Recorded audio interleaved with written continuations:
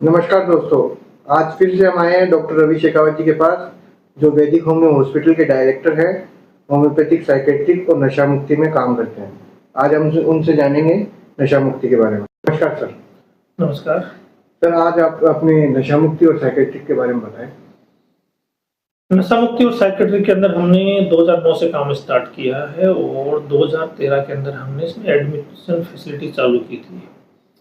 आपने देखा होगा साइकेट्रिक पेशेंटों की जनरली दवाइयाँ 15 साल, 10 साल, 20 साल तक चलती रहती हैं, जबकि होम्योपैथी में साइकेट्री में ट्रीटमेंट दिया जाता है तो पेशेंट की इतनी लंबी दवाइयाँ नहीं चलती हैं और पेशेंट बहुत जल्दी रिकवर हो जाता है, उसकी सारी दवाइयाँ बंद भी हो जाती है और पूर्णतः वो स्वस्थ हो जाता है साइकेट्री के अंदर।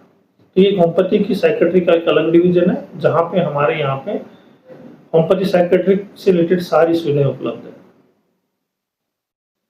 और होम्योपैथी के अंदर क्या होता है कि अलग अलग स्पेसिफिक टेंशन की अलग अलग दवाइयाँ हैं, अलग अलग साइकेट्रिक कंडीशन की भी अलग अलग दवाइयाँ हैं।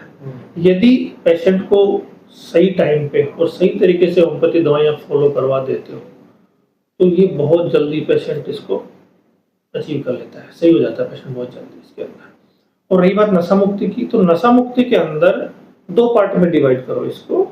पहला, मैक्सिमम नशा करने वाले लोग कुछ साइकेट्रिक डिसऑर्डर से विकसित होते हैं, तो उसके अंदर हम क्या करते हैं, उसकी जो साइकेट्रिक प्रॉब्लम है, जो साइकोलॉजिकल डिसऑर्डर, उनकी होम्योपैथिक दवाइयाँ देते हैं और साथ में हमारे कुछ मेडिसिन होती है जो क्रेविंग खत्म करने के लिए दी जाती है।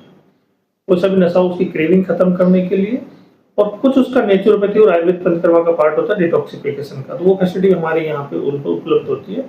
तो उनसे हम डिटॉक्सिफिकेशन भी कर देते हैं, साइकोलॉजिकल कंडीशंस की मेडिसिन ला देते हैं, और एंटी क्रेविंग, जो क्रेविंग की जो मेडिसिन होती है वो भी हमारे यहाँ उपलब्ध होती है, तो वो हम देते हैं। तो इस तरीके से साइकेट्रिक कंडीशन हो चाहे नशा मुक्ति कंडीशन हो, ये कवर हो जाता है पूरी तरीके से।